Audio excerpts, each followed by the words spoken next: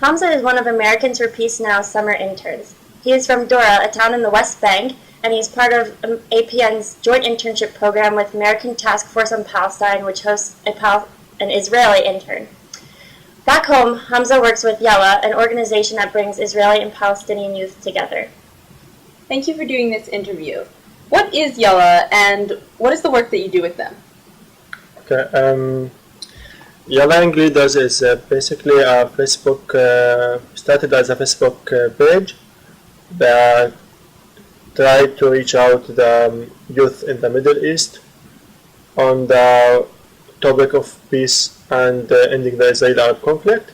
It was inspired by the Tahrir demonstration and the Jasmine Revolution in Tunisia, and we saw a potential for youth engagement for the first time in the Middle East political conflict, the historical conflict.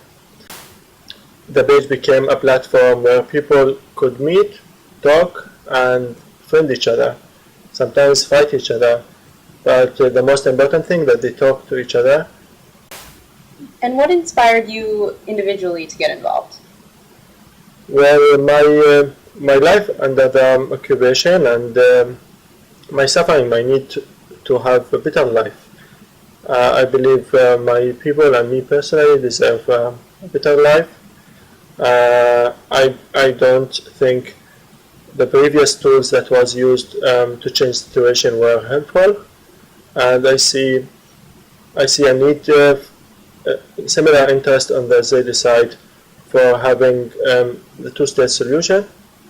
So I found myself in need to work on this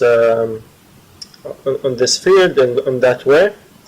Also, I found out that people on both sides doesn't know much about each other, and this makes the situation more complicated, any negotiation more complicated, any support for a two-state solution more complicated, because people are under fears of the unknown from the other side.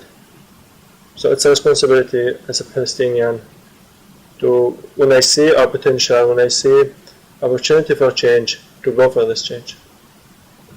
So as part of your work, you are one of the few Palestinians who crosses from the West Bank into Israel pretty much every day.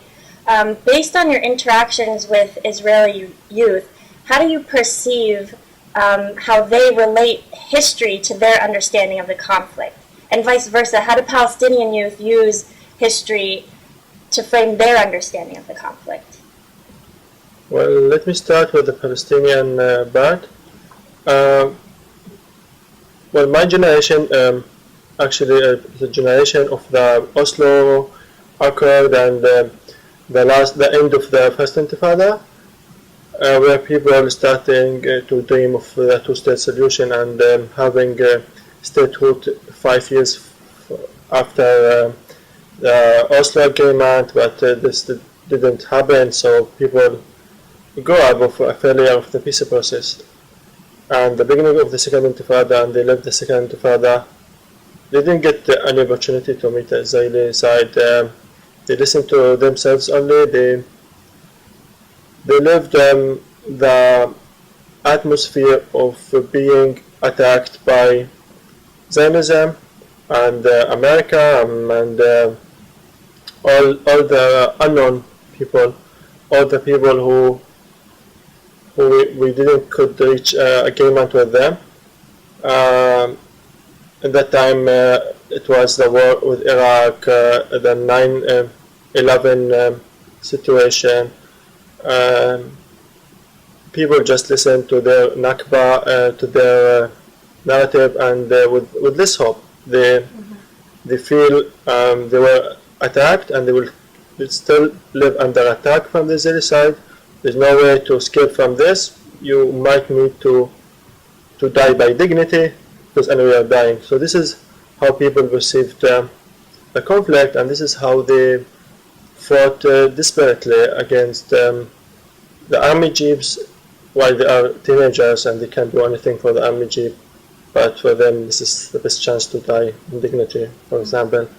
Or where they support the military factions in the Palestinian political arena, and when when they were desperate, and unfortunately it's unhealthy perspective about the future, about the personal life.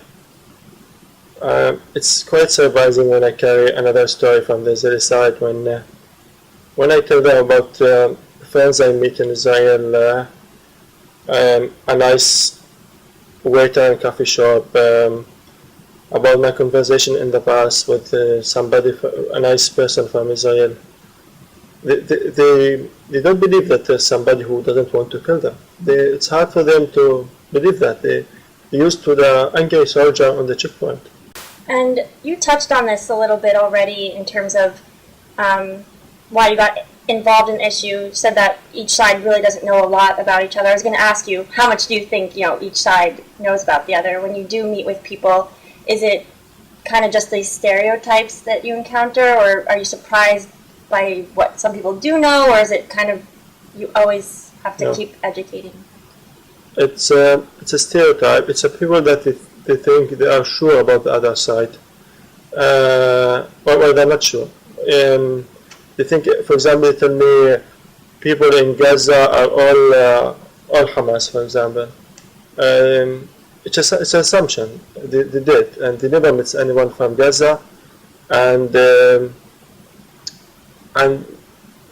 all they know from their media, or at the same side, or from their intelligence service, and they see how much, even those who work in intelligence service, they don't know much about the situation. They generalize, they have assumptions.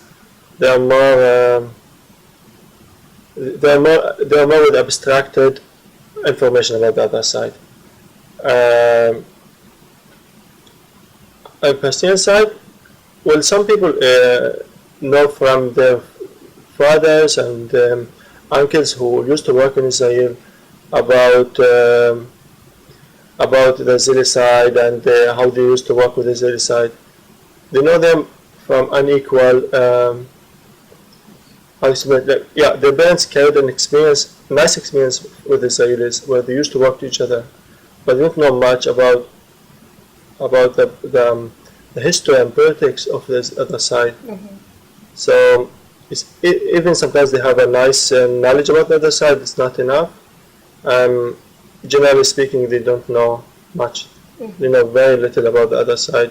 With the correct information, the brainwashing media job is filling them a lot of wrong information. Yeah. And going off of the history, do you think that Israelis and Palestinians are held hostage by the past?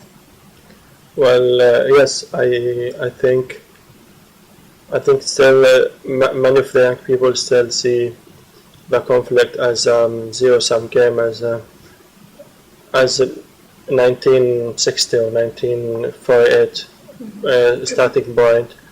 For Palestinians, still the Nakba alive in their mind, because they didn't get a better deal. Why they should give up on thinking of Nakba, and the Israelis, many Israelis I meet. I meet people who are similar to me in my work, but I meet from the street. They think that we have all Israel, and it's all called Israel, and we would like to give you some of it. They don't acknowledge the history of the other people at all, and they think already they're giving us a lot, doing in West Bank and Gaza. Do you think narratives are impediments to reaching an understanding between Palestinians and Israelis and engaging in dialogue? My answer is yes, but it depends on how you use the narratives. If you use a narrative to prove your self-righteousness and how victim you are, and how you deserve your narrative opportunity, then the narrative is a problem. But if you acknowledge that there's two narratives, first of all, and that there's people on the other side who have different narrative, and they believe in that narrative, and that you people are also having another narrative. You don't need to change the narratives. If people agree that there's two narratives and we don't need to change them, but we have the chance and the opportunity and the choice to create a new narrative, then narrative could be something helpful for the solution. What do you think are the most effective methods to engage youth, Israeli and Palestinian youth, on the conflict? I believe that if in some way it would be possible for the young Israeli and Palestinians to have a platform to talk with each other, and more possibilities to meet on the ground, support from friends around the world who could help them getting them together, and not only getting them together, also mediate between them. If we get the young people living a hope of a better future, they will act for this hope. They will work hard to have better future. If they will keep losing the hope, if they will keep living a desperate life, they are engaging, but in creating more problems. If we want to turn the rule, we need to create hope. And the first step is to help them knowing each other, to help them crossing the walls, crossing their barriers, internal barriers and the ground barriers. And just before, you were speaking about hope and maintaining hope among youth so that they can work on these issues. What gives you hope? What gives me hope is the people who I meet, the people who are scared from the future, and they are keen to do whatever is possible to change it.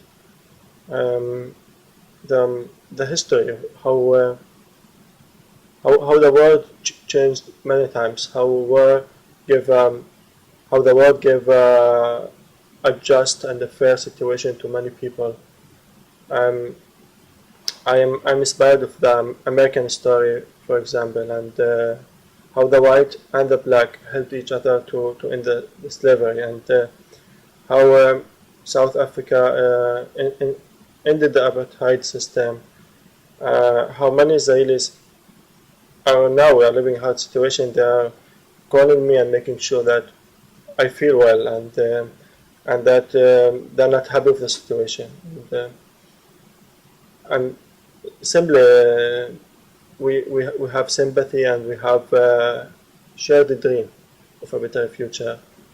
If this is possible, then there's hope. If this is happening now, then there's hope. I'm not sure in other conflicts such interactions are still possible, but in our conflict there's still people, even the hard times, talking to each other and sharing the same pain and sharing the same hope. So this is really the main source of hope to me. Well, thank you very much for doing this. Yeah, welcome. Thank you.